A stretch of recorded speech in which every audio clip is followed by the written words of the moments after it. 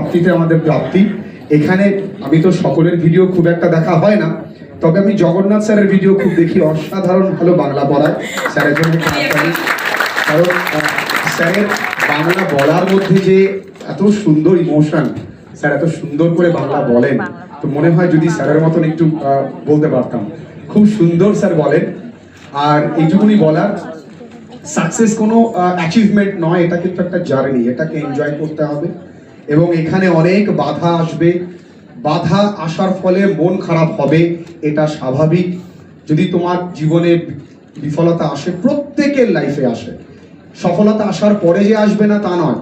তোমার মনে হচ্ছে ওটা সফল, আমি নিটে চান্স পেয়ে গেলে ব্যাস আমার লাইফ সেট। এরপরে প্রবলেম নানা রকম ভাবে লাইফে আসবে।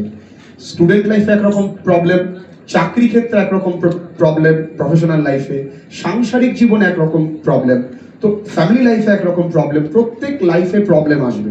কিন্তু এই